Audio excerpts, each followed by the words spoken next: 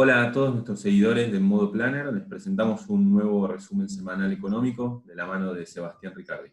Hola Seba, ¿cómo va? ¿Qué tal, Emi? Muy bien, por suerte, te saludo a vos y a nuestros seguidores. Y hemos tenido una semana en la cual hubo muchos datos, hubo muchas novedades también, así que trataremos de ser concisos y meter todo en 10 minutos.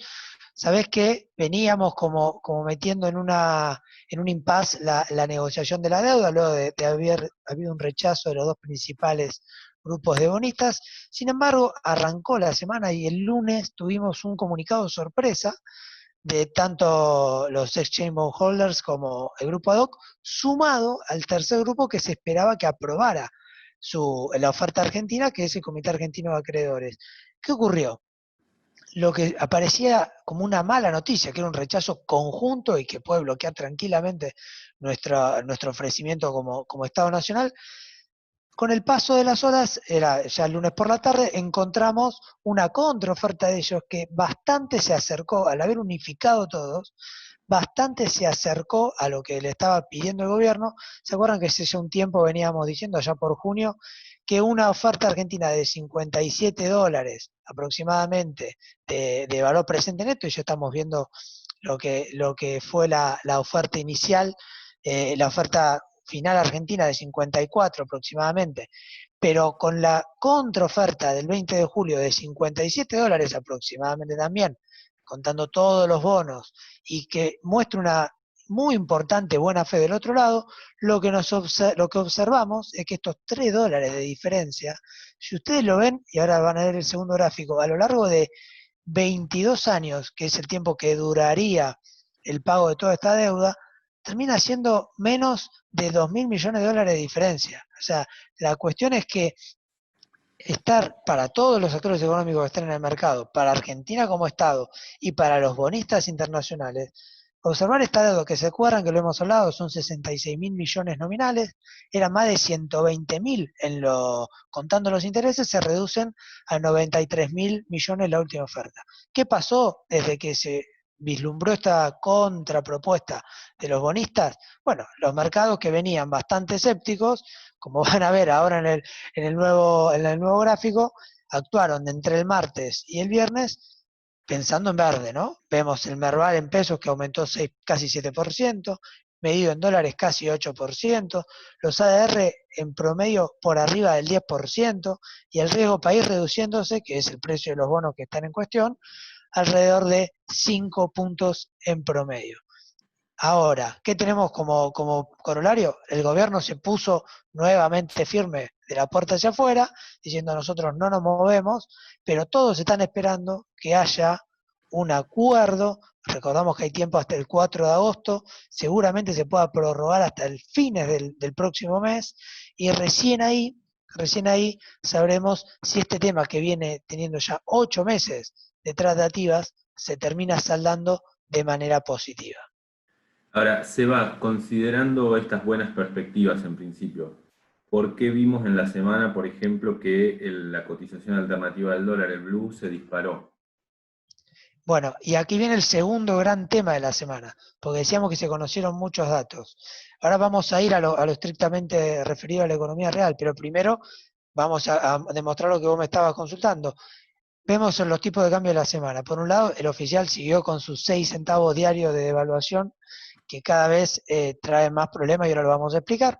El dólar MEP y el contado con liqui habían bajado fuertemente a mediados de semana. Sin embargo, ayer tuvieron una suba que se comieron parte de esta apreciación y cerraron cerquita de lo que había sido el viernes pasado, pero el blue, que se acuerdan el jueves de la semana anterior estaba en 127, hoy lo vemos en 139. Ayer tocó el pico de 140, que fue el máximo histórico a mediados de mayo. Luego, con todas las restricciones fuertes que había hecho el central, tuvieron un resultado a corto plazo, pero ya el sábado anterior decíamos, ojo que aquí está pasando algo. ¿Qué es lo que está pasando de mí? Lo que está ocurriendo es que, como vemos en el siguiente gráfico, la gran diferencia y brecha cambiaria, que podemos decir que en el mes solamente el blue aumentó más del 10%, en el año más de 85%. Y esta brecha que vemos con el oficial es del 93% en la actualidad, ¿sí? Mientras el mayorista desde enero ha aumentado solo 20%. Y la inflación alrededor de un 15%, si contamos lo de julio que todavía no se publicó. ¿Qué ha pasado? Bueno, las dudas ya no son solamente lo que podía pasar afuera con la pandemia, que está disipado bastante, o lo que podía pasar internamente con la deuda, que si Dios quiere se va a terminar de resolver. El problema es que hemos tenido en la semana un promedio mayor a 100 fallecidos por el coronavirus, se ha duplicado la cantidad de casos de contagios, ¿sí? Y encima hemos salido ya de lo que viene siendo la época de cosecha y la época de ingresos genuinos de dólares. Las reservas terminaron exactamente igual que el viernes pasado, 43.363 millones, pero eso no significa que esté solucionado el tema. Entonces, como hay una escasez de oferta, ya está inclusive en el mercado ilegal, que viene a ser el blue, pero es el único libre, la gran duda que existe en los mercados, en los actores económicos que actúan en el mercado, justamente, es cómo va a ser Argentina para solventar todos los déficits si no sabemos aún, y estamos viendo ahora el índice de actividad económica que se publicó también esta semana, cuándo va a poder empezar a normalizarse, más allá de lo que ocurre en el mundo, la situación en lo local. Bueno, Seba, queda claro el tema del dólar, tema bursátil, tema de reservas. Ahora, la situación económica, considerando que ya tenemos más de 120 días de cuarentena, con una economía deteriorada precisamente por el formato elegido para esa cuarentena, ¿qué podemos esperar de aquí en más? ¿Qué nos dicen los números que ya tenemos? ¿Cuáles son las perspectivas respecto del tema macro? Bueno, por ejemplo, sin ir más lejos, el dato que relativamente era positivo era que en mayo el estimador mensual del el EMAE arrojó un 10% de aumento sobre el pico o sobre el piso enorme que habíamos tenido en abril. Claro, su variación interanual terminó siendo del 20,6% negativo, más allá del crecimiento en mayo, porque hubo alguna apertura, y todo esto en un contexto en el cual también se conoce, ¿sí?, que el resultado primario en junio ya, o sea, en la mitad del año, terminó siendo del 3,2%. Es decir, Argentina tiene un déficit fiscal primario, sin contar intereses de deuda, del 3,2%. Y como ven en el gráfico, el peor de todos había sido en 2015 a lo largo del año, de 3,8%, y nos quedan los 6 meses más difíciles, que es donde el Estado gasta más, que es en el segundo semestre. Entonces, esas perspectivas, ¿sí?, sumado a que, fíjense cómo en consonancia con el déficit, en los primeros 6 meses se vio el crecimiento de las transferencias del Banco Central al Tesoro.